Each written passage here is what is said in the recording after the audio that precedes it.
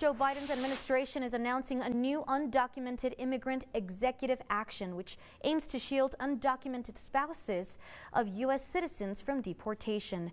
Our KTSM 9 News' Oriana Botaro breaks down what this new policy means. We know that the White House has said that applications are not being accepted just yet. They expect to have applications ready to go by the end of the summer. Now, there are a number of things that need to happen. Gabriela Lopez, the legal analyst, telling KTSM that Biden's new immigration policy would significantly benefit families by keeping them together in the United States, and people would not have to travel to their countries to adjust their status. Plus, there's always a danger that an application might not be approved.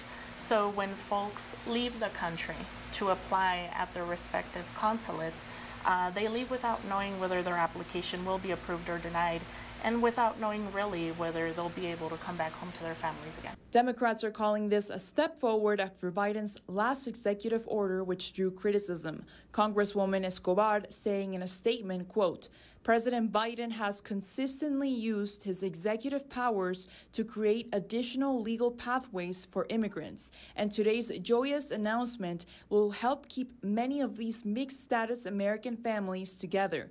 To those in the American Families United group who may not benefit from this action today, I will never stop fighting for you as well." Lopez says it's still in the premature stages and could be challenged by Republicans.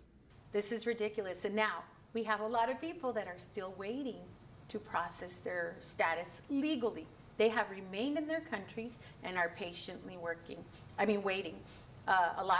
We need the workforce. Why don't we concentrate on making sure that these people are processed, they're vetted properly, and they're able to come into the United States and contribute into the workforce. The immigration policy would also allow DACA recipients and other dreamers who have earned a degree at an accredited U.S. institution of higher education in the United States and who have received an offer of employment from a U.S. employer in a field related to their degree to more quickly receive work visas.